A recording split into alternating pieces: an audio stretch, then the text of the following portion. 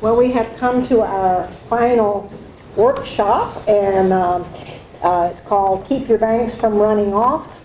This will give us some ideas of ways to manage streams and stream banks, and maybe send us out to do a better job with that.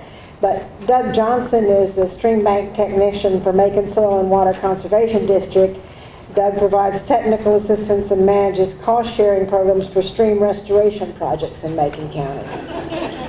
You guys have heard from a lot more well-educated people than myself, so I'm just going to show you some pretty and not so pretty pictures here, and we'll talk a little bit about soil erosion.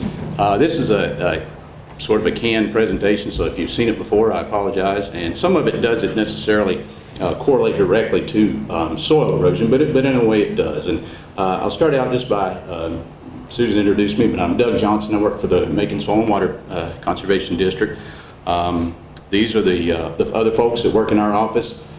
We have sort of a strange dynamic. We're a county office, but we also have a federal presence in our office through the USDA, the Natural Resources Conservation Service.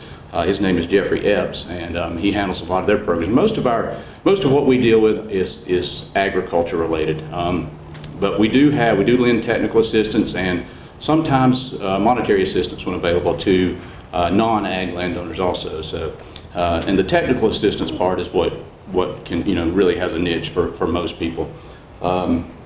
So anyway, what we do, we lend technical and educational assistance, as I said, to interested citizens of Macon County, and we provide monetary assistance when available, to those landowners to install best management practices in order to reduce soil erosion and improve water quality. And that's pretty much what we're tasked with doing is reducing soil erosion and improving water quality. We have several means of doing that, but the services we provide, some of our programs are we have a guy who handles the North Carolina Ag Cost Share Program, which basically is mainly around here, deals with fencing out livestock from water courses and putting in alternate watering systems. That's a large portion of what he does. Down east, there's some different programs that they do, but mostly what we do is basically livestock exclusion. I work a lot with the Little Tennessee Stream and Riparian and Restoration Program. We've had some money in the past through Clean Water Management Trust Fund and through some other grant organizations to cost share on helping people to stabilize their stream banks when they're eroding. EQIP, there's several programs in that. It's a federal program. The new program that we have, and Lewis is very familiar with, he's done a lot of the work on it, but the Western North Carolina Stream Initiative, and this has been a great program. We've done some really pretty cool projects in restoring stretches of stream that without this money we wouldn't have had the monetary resources to do, because it does get pretty expensive. CCAP program deals with some basically urban conservation practices, some constructed wetlands and things of that nature, and the Voluntary Ag District program is just it's a farm, sort of a right to farm thing. It lists your, if you sign up for it, it lists your property as a farm, and then if it's ever sold or anything, it is flagged in the deed as a farm, so that you have, it sort of gives a little bit of protection from nuisance lawsuits and things of that nature. We do a lot with education. We have a stream table. It's a lot of you have probably seen it, but it's a pretty neat tool. It can show you in a matter of minutes what a stream does, maybe over years and years, and we've tailored that for all ages, and it's been one of the better educational tools we've been able to get. We deal, as I said, erosion. There's a lot of erosion sedimentation issues. This picture was taken in Macon County, and it was a mess when we went in and done some grading to try to improve a pasture, and didn't work out so well. But looks better now, I will say. But we deal some with flooding and flood. We help with the crafting of the new floodplain ordinance, or not new anymore, but anyway, we do have seen, as some other speakers mentioned, especially during Ivan and then a few times since then, we've had some pretty serious issues.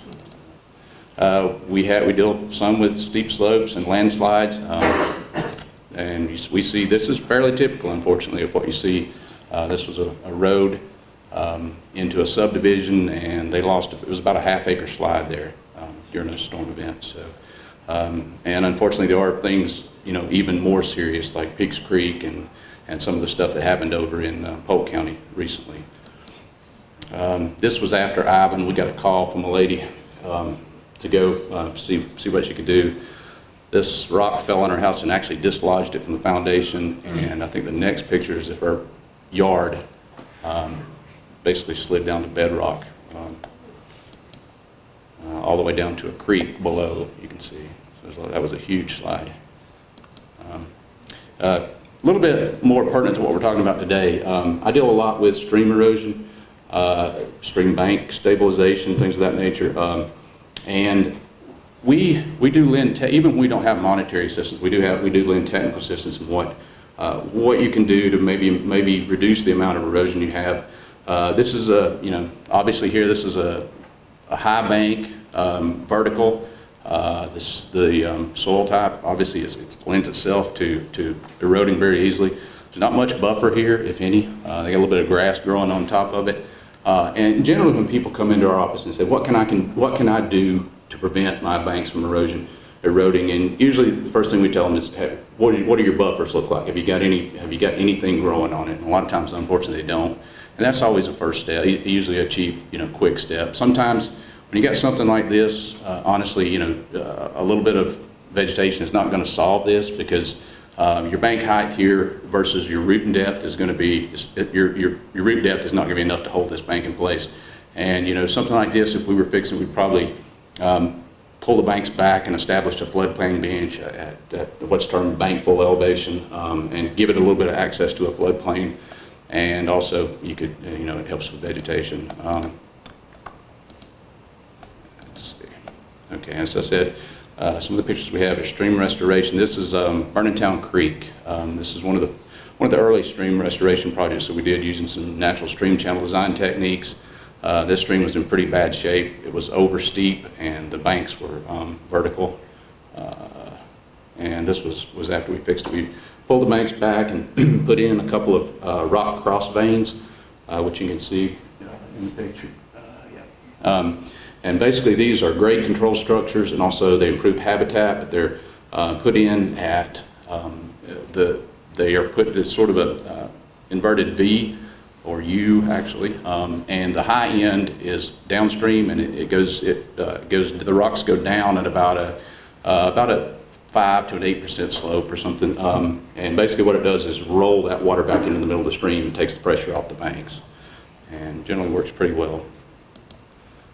This is at the Macon County Rec Park. This was across Maine also. If you get a chance, go out and look. It's behind the community building. It's a good-looking project. It's held up pretty well through a couple of storm events anyway. This is what it looked like before the bank.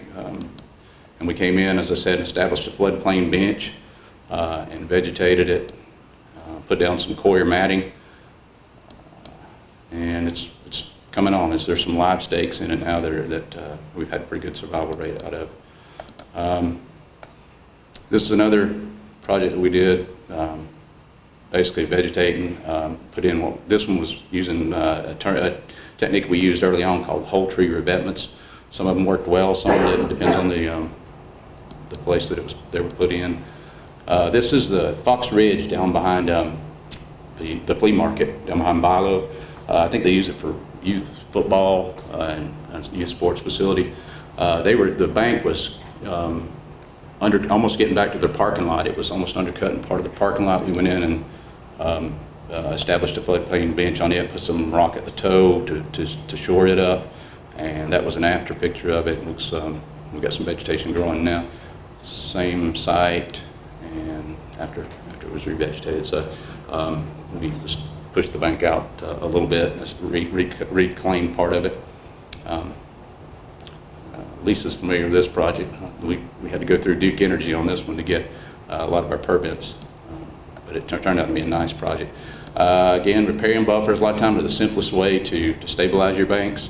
All these this was several years ago on Cartier Creek. These little covers were mulch covers to protect the the little trees before till they to keep them from getting out competed by fescue.